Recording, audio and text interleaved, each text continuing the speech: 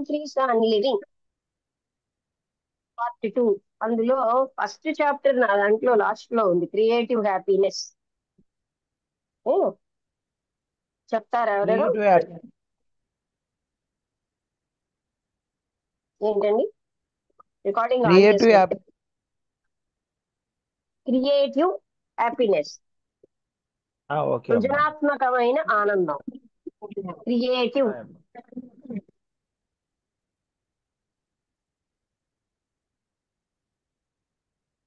ఓం శ్రీ గురుభ్యో నమః.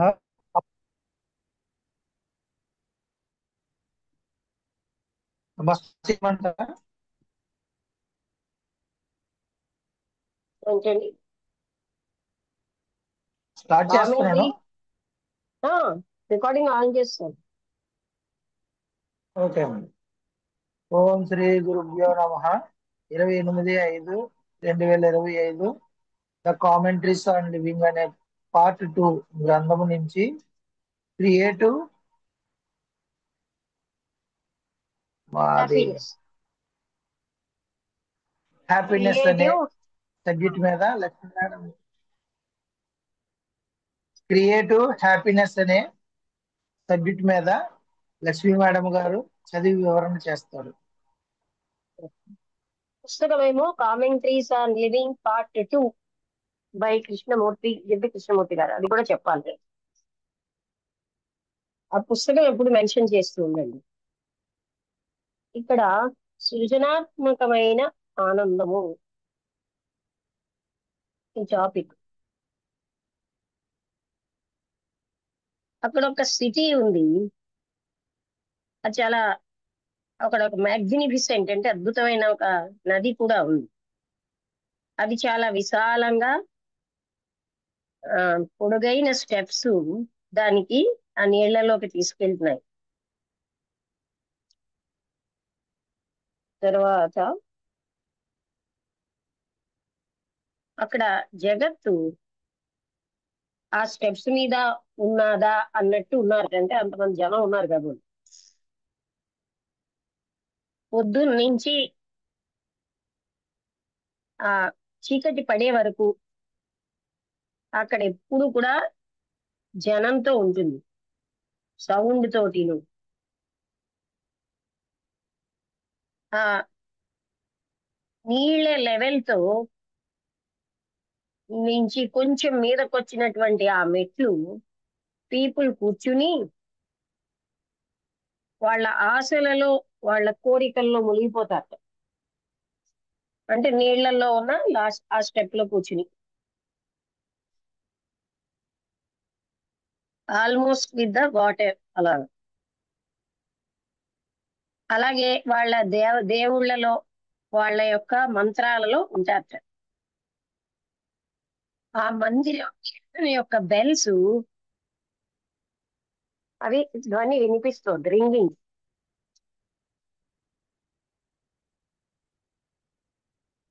అక్కడ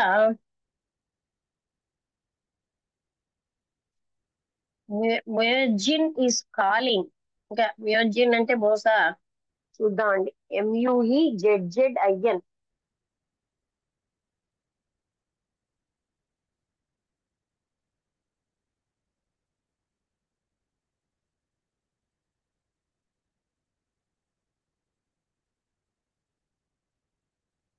A man who calls Muslims, అదే prayer from the minaret of a mosque. అంటే ఆ మాస్క్ నుంచి ప్రేయర్స్ పిలుస్తారు వాళ్ళు. అతను పిలుస్తున్నాడు ప్రార్థనలు అక్కడ ఆ టైంలో. ఆ తర్వాత సంబని సింగింగ్, ఎవరో పాడుతున్నారు. అక్కడ ఒక పెద్ద క్రౌడ్ అన్నది చేరింది ఆ పాటల్ని వింటూ. చాలా అభినందిస్తున్న సైలెన్స్ లో వాళ్ళందరూ మూగిన్నారు. దీని కావల ఇంకా పైగా ఆ రివర్ కి పైన కొన్ని అంతస్తుల బిల్డింగ్స్ ఉన్నాయి. వాళ్ళకి అక్కడ ఇంకా ఎన్నో వృక్షాలు, విశాలమైన రోడ్లు, అవి ఎన్నో మైళ్ళ దూరం వ్యాపించి ఉన్నాయి. ఆ రివర్ సైడ్ గా ఒక నేరోగా, డర్టీగా ఉన్న ఒక స్ట్రీట్ ఉంది. ఎవరైనా అందులో ప్రవేశిస్తే అక్కడ ఫీల్డ్ ఆఫ్ లెర్నింగ్, ఇక్కడ అక్కడ అందరూ నేర్చుకుంటున్నారు. ఎంతో మంది విద్యార్థులు దేశం అంతటి నుంచి వచ్చి ఉన్నారు. ఆతురతగా, యాక్టివ్ గా, సౌండ్ తోటి. ఆ ఉపాధ్యాయులందరూ చాలా ఆడంబరంగా, మధ్య మధ్యలో అంటే బెటర్ పొజిషన్స్ కోసం ప్రయత్నిస్తూ, మంచి శాలరీస్ కోసం ఉన్నారు. ఎవరికి కూడా అక్కడ ఏం జరుగుతోంది ఆ స్టూడెంట్స్ కి ఆఫ్టర్ వాళ్ళు అక్కడ, అంటే ఆ స్టూడెంట్స్ అక్కడి నుంచి వెళ్ళిపోయాక వాళ్ళకి ఏం జరుగుతోంది ఎవరికి పట్టదు. ఆ గురువులు ఏదో ఒక జ్ఞానాన్ని ఇస్తున్నారు, ఎన్నో టెక్నిక్స్ తెలివైన వాళ్ళు వేగంగా గ్రహిస్తున్నారు. వాళ్ళ గ్రాడ్యుయేషన్ వచ్చేసరికల్లా అంతే. ఆ టీచర్స్ ఏం చెప్తున్నారు, భరోసా ఇస్తున్నారు మీకు జాబ్స్ వస్తాయని. వాళ్ళకి ఎన్నో కుటుంబాలు వాళ్ళ కుటుంబాలు ఉన్నాయి, భద్రత ఉంది.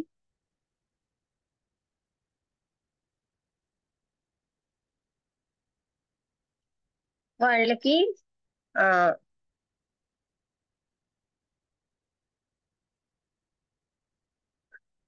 అది అంటే కొంతమంది దేర్ ఆర్ సచ్ బిల్డింగ్స్, అక్కడ ఎన్నో అలాంటి బిల్డింగ్స్ ఉన్నాయి, అలాంటి టీచర్స్, అలాంటి స్టూడెంట్స్ ఆ ల్యాండ్ అంతా వ్యాపించి ఉన్నారు. తర్వాత అంటే వాళ్ళకి అందరికీ కూడా which the clever once quickly observe అన్నారు కదా, వాళ్ళందరూ కుటుంబాలతో ఉన్నారనమాట. ఆ స్టూడెంట్స్ అక్కడ వదిలేసినప్పుడు వాళ్ళ ఆ శ్రమనంతటిని, ఆ అభద్రతా భావాన్ని జీవితంలో ఫేస్ చేయాలి. అలాంటి బిల్డింగ్స్, అలాంటి టీచర్స్, అలాంటి స్టూడెంట్స్ అక్కడ ఉన్నారు. కొంతమంది స్టూడెంట్స్ మంచి కీర్తిని, పొజిషన్ ని సంపాదిస్తున్నారు ఈ జగత్తులో.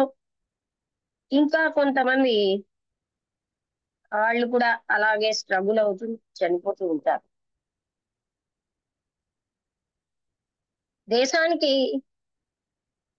కాంపిటెంట్ గా ఉన్న టెక్నీషియన్స్ అవసరం. అలాగే మంచి పరిపాలకులు, వాళ్ళని దేశాన్ని రూల్ చేయడానికి, గైడ్ చేయడానికి.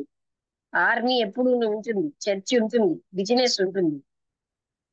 ప్రపంచం అంతా కూడా ఇలాగే ఉంది.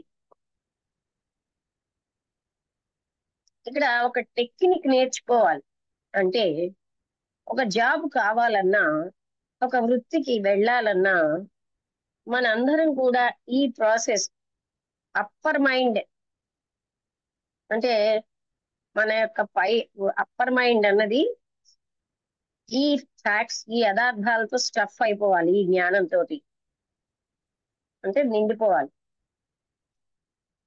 ఈ నవీనమైన జగత్తులో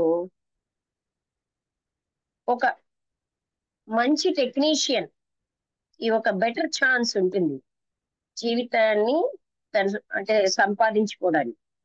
కానీ అయితే మాత్రం ఎవరైతే ఒక టెక్నీషియన్ ఈ కాంప్లెక్స్ ప్రాబ్లం జీవితంలో ఫేస్ చేయగలుగుతున్నాడో బెటర్ గా, అంటే అసలు చెయ్యలేని వాడి కంటే ఈయన బెటర్ గా చేయగలుగుతున్నప్పుడు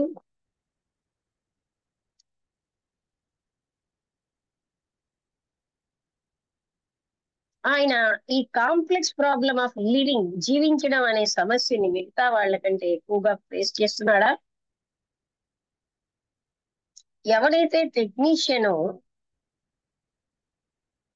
ఏ profession is only A part of life, వృత్తి అనేది జీవితంలో ఒక భాగం మాత్రమే. ఇంకా భాగాలు ఉన్నాయి, అవి మొత్తంగా సూక్ష్మంగా, విచిత్రంగా ఒకదాన్ని నొక్కి వక్కాణించాలంటే మరొక దాన్ని కాదనాలి, నెగ్లెక్ట్ చేయాలి. ఆ మిగతావన్నీ తప్పనిసరిగా మనని వినాశనమైన యాక్టివిటీకి తీసుకెళ్తూ ఉంటాయి.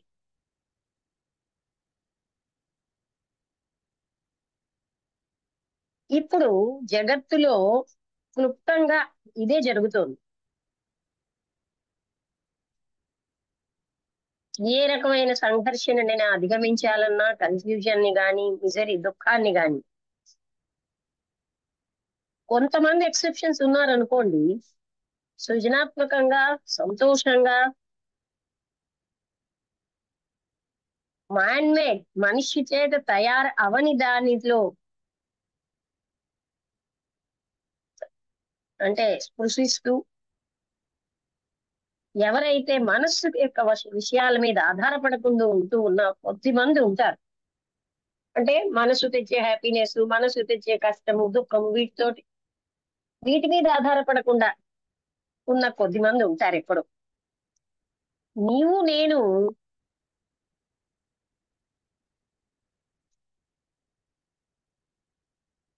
ఆ కెపాసిటీ మన దగ్గర ఉంది.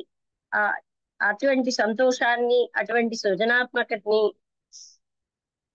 ఈ సమయాతీతంగా ఉన్నటువంటి దానికి వెళ్ళగలిగింది. ఈ సృజనాత్మకమైన సంతోషం అన్నది ఒక వరం కాదు, గిఫ్ట్ కాదు, ఏదో కొద్ది మందికే వచ్చేది కాదు. ఎక్కువ మంది ప్రజలు ఎందుకు తెలియదు ఆ హ్యాపీనెస్ కోసం? ఎందుకని కొంతమందే అటువంటి లోతైనటువంటి వాళ్ళ పరిస్థితులకి అతీతంగా, సంఘటనలకు అతీతంగా దాన్ని టచ్ లో ఉంచుకుని ఇతరులు వాళ్ళని వాళ్లే పాడు చేసుకుంటున్నారు, వినాశనం చేసుకుంటున్నారు.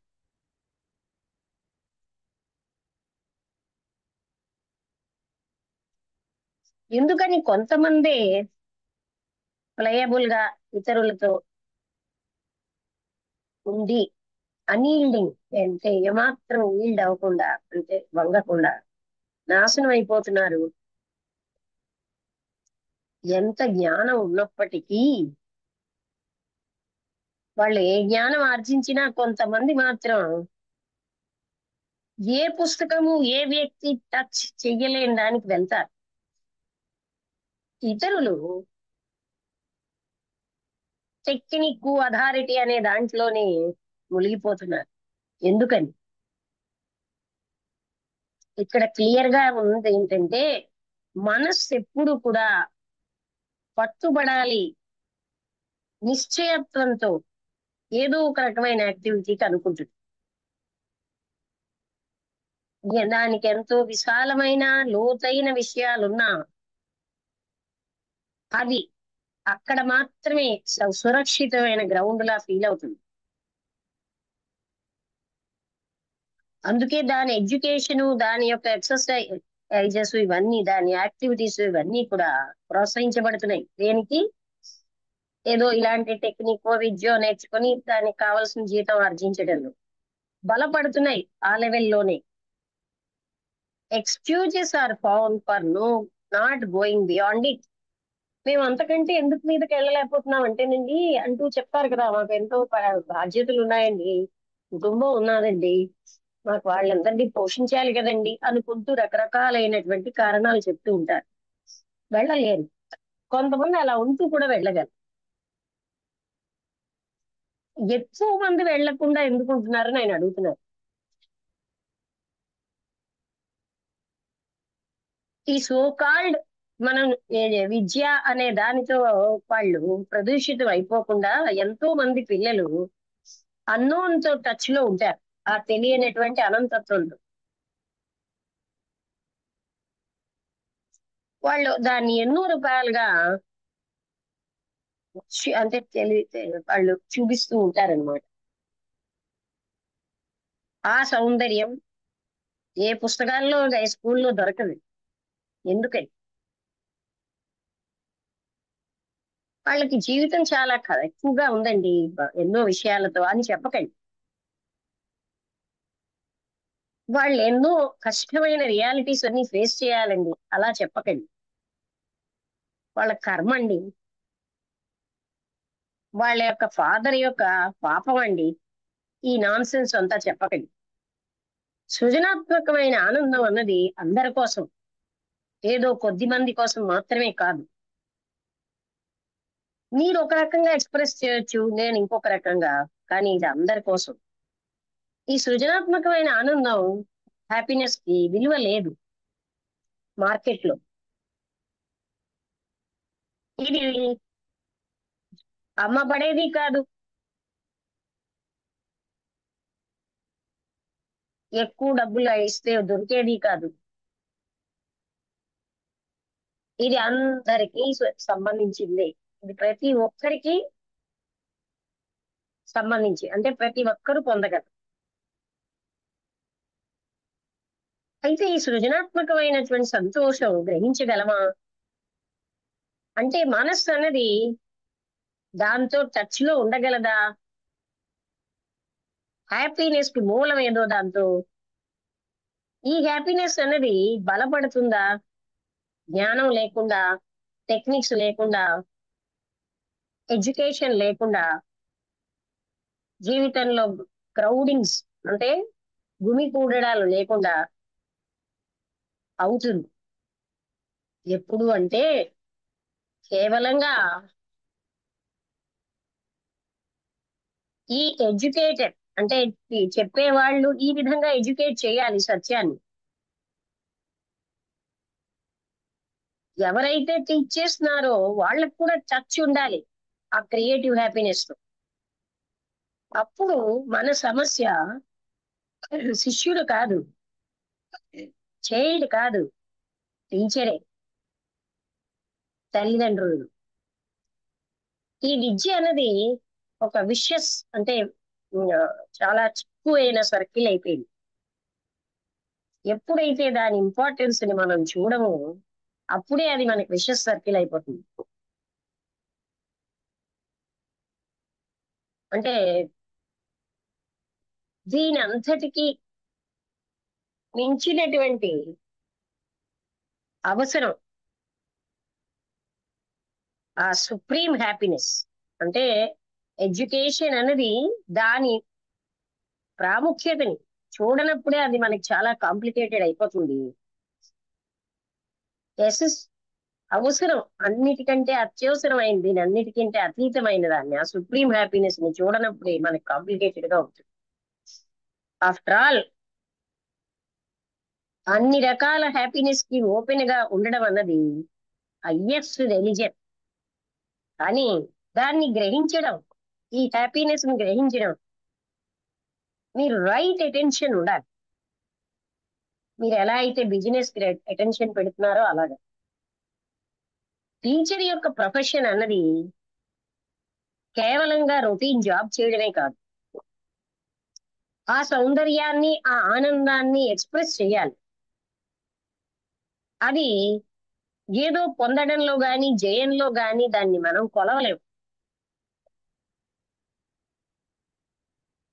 ఆ సత్యం యొక్క కాంతి, ఆ పరమ ఆనందం, అవి మనస్సు ఎప్పుడైతే సెల్ఫ్ మొత్తం మనస్సే సీట్ అయిపోయినప్పుడు అవి వినాశనం అయిపోతుంది. మనస్సుకి కంట్రోల్ అది ఉన్నప్పుడు అది వినాశనం అయిపోతుంది. సెల్ఫ్ నాలెడ్జ్, తన కోసం తనకు తెలియడం అన్నది ఆ జ్ఞానానికి నాంది. ఈ స్వీయ జ్ఞానం అన్నది లేకుండా ఉంటే తెలుసుకోవడం అన్నది అజ్ఞానానికి, సంఘర్షణకి, దుఃఖానికి దారితీస్తుంది. ఇక్కడితో ఈ టాపిక్ అయిపోయింది. చూడండి, చాలా ముఖ్యమైన టాపిక్.